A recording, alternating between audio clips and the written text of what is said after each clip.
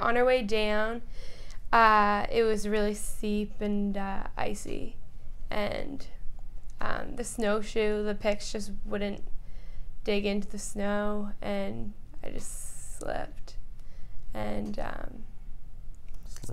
slid for like a good ways, and the momentum kept picking up, and it was either like the cliff or the rock, and I was like, screw it, I'm breaking. It's okay. I'm breaking my leg, and so you knew like either you were going to fall off the cliff, and I couldn't see what was. You didn't know for sure what would happen if you went down that way, And I could just hear Colin yelling my name, and so I hit the rock, and right after I'm like, I broke my leg, and I was so scared. Like I knew I didn't hit my head. I was so conscious still, and so I just pulled out my phone and hoped to God that I had cell service, and I did, and called 911, and then looked for Colin to make sure he knew I was alive. I found her propped up and seated in a very good position, actually.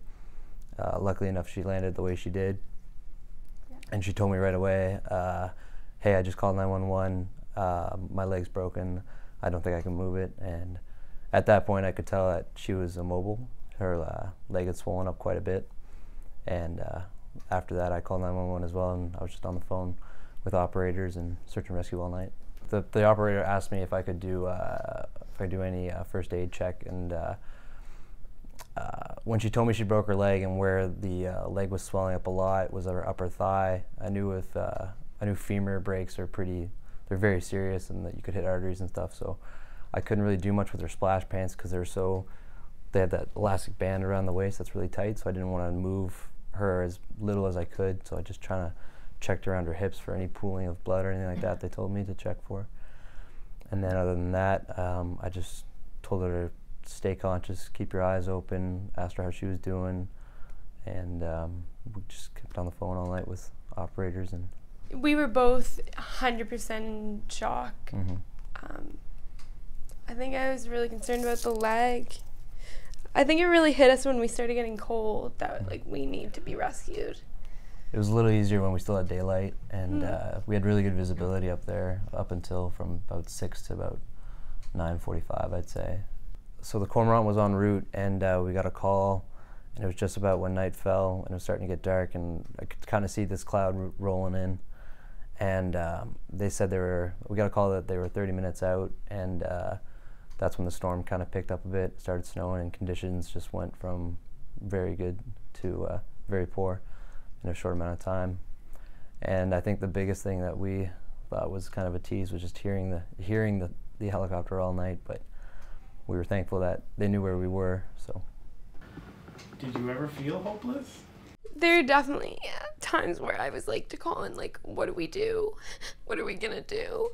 And he'd say, like, Hailey, we just wait, like, they're gonna find us, because they were so good. Like, they'd give us a call. There was no hour that passed by that we didn't hear from someone, like, whether it be the people in the helicopter or search and rescue. Like, we'd always be in contact with them, which was so reassuring to know that they're not gonna stop until they find us.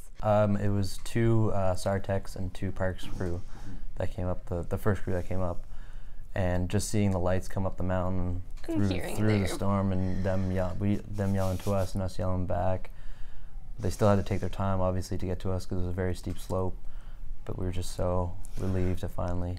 And they came so fast. Like, that's the fastest. And you're saying it's 5 hours down, and they're up in 3 hours. And for those who don't know the mountain, that's still a 4-kilometer hike just to get to the base. And we were at we were the steepest part of that peak in the bowl of that mountain. And what did they bring other than hope? They had a huge sleeping bag that I was in for the remainder of the time. They stabilized her right away. They just worked on her right away as soon as they got there. Made sure we were warm. That's the first thing they did, and on like a flat surface. Mm-hmm. Moved us a little bit as much as they could. And I think at that point, both Colin and I just like slept in our, like when we were warm, we just slept. I think for a little bit, until sunrise, because they couldn't move until sunrise.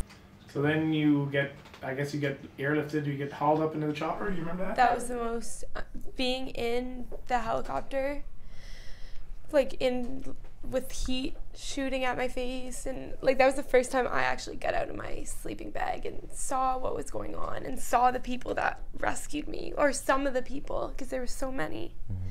And that was just like, I knew we were safe then. Like I knew we were when they first came, but just being warm, having a little bit of warmth, I don't know, that was the best. And how did you feel when you got to see the faces of the people who had spent the night with you and who had helped you get out of this terrible situation that you were in? It's like so grateful, like everyone that helped, and with such like urgency, and they never gave up on us. I just wanted, like it was so, like we're so blessed. Like they were so helpful. I couldn't have asked for better people.